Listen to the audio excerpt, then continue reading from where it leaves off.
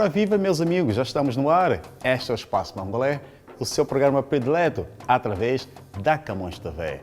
No nosso giro, daremos giro com uma conversa muito especial. Vamos falar com a honorável Jean Augustine. Ela é uma das grandes impulsionadoras do Black History Month. Também vamos viver o Toronto Black Film Festival, onde nós teremos imagem de tudo o que aconteceu. Este espaço é meu, é seu, é nosso, é de todos nós. Mas antes disso, já sabe como funciona. Precisa fazer um gosto, um like nas nossas páginas nas redes sociais e também visitar-nos na web, porque tudo de bom mora lá. Então, vamos com o nosso giro, um giro por aí, que eu volto já.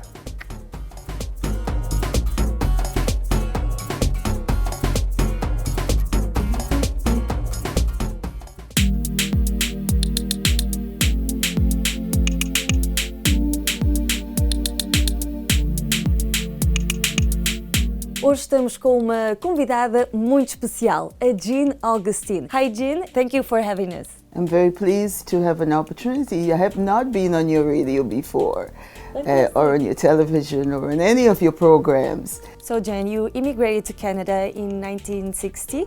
You were already a qualified teacher. How did you feel welcomed in here by that time? Was it easy for you to fit in? And did you feel some kind of discrimination? How was your experience? When I came in 1960, Toronto was ripe for activism. We had no Charter of Rights and Freedom, that didn't come till 1982. We had no police community relations. We had no committees that dealt with education, nothing that spoke to the education system and young people. We had no landlord and tenant act. All of those things happened as a result of the activism of people in the community.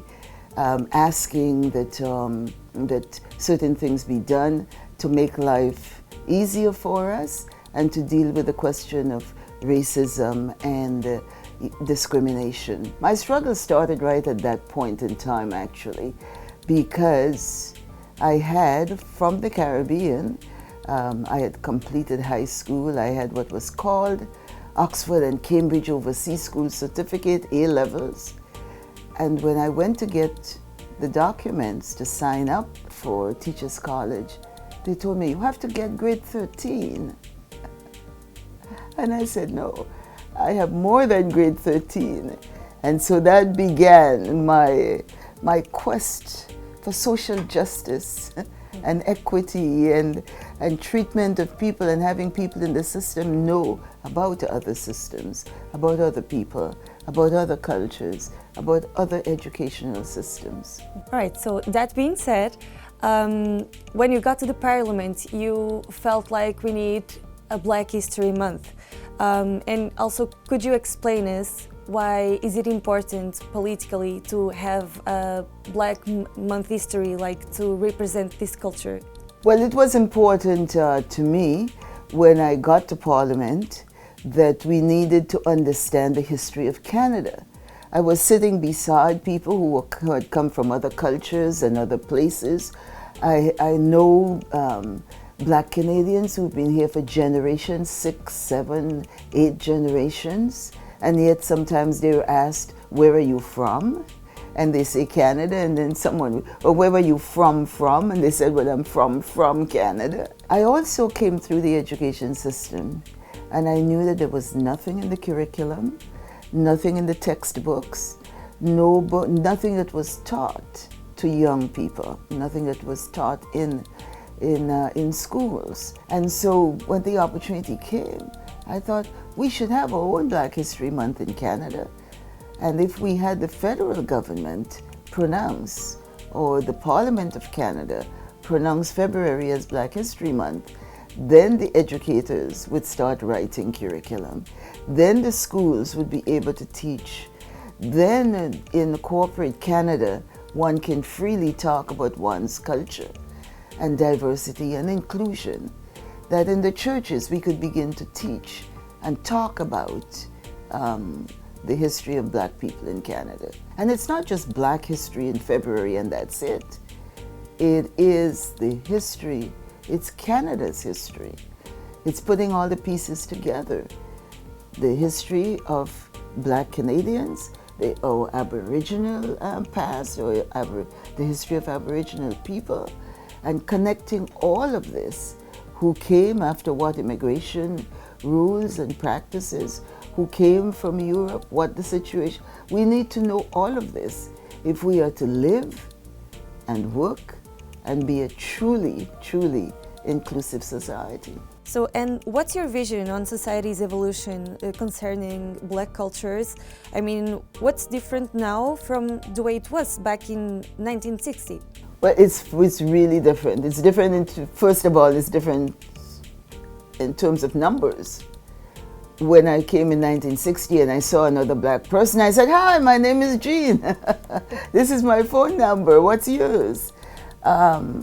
It's different in terms of our ability to, not only have we increased in numbers, but when you look at the world of, as I was saying earlier, the world of entertainment, you can get Black films, you can get films about, you know, just about every issue. You see the school boards and the curriculum is now kind of rich with the inclusion of Black Canadian history. So there is great progress we've made. We're not there yet, but at the same time, we've made some progress. And I think with the coming of people from all over the world to Canada, and Toronto is a real cosmopolitan city, that we see also the dynamism of all the cultures and the recognition of all the cultures. So, Jean, we all that live in Canada, we all know about the activist movement Black Lives Matter. So it's a little bit controversial. I would like to know what's your opinion and what's your vision on these movement causes, and also about the way they manifestate. I don't think it's controversial. I think it's a recognition that there are issues out there, and there are young people who are taking on these issues and bringing those issues to the fore. I remember in the early days, in the 60s, the 70s, we were marching.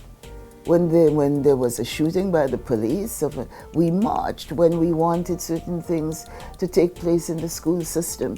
When there were books in the system that were racist and had a lot of information that was demeaning, we marched. We set out. We didn't call ourselves by any name. It was just the community mobilized. But I think what Black Lives Matter is doing right now is putting to the fore those issues that we still have to deal with. And it's being done by young people, because I think it's important that young people take up the mantle if we are to work towards this true equity and equality and the recognition of diversity and an equal place in the society for each and every one of us, regardless of race or color, of ethnicity or whatever, or status, sexual and otherwise. I think it's important for us to see young people taking up that mantle.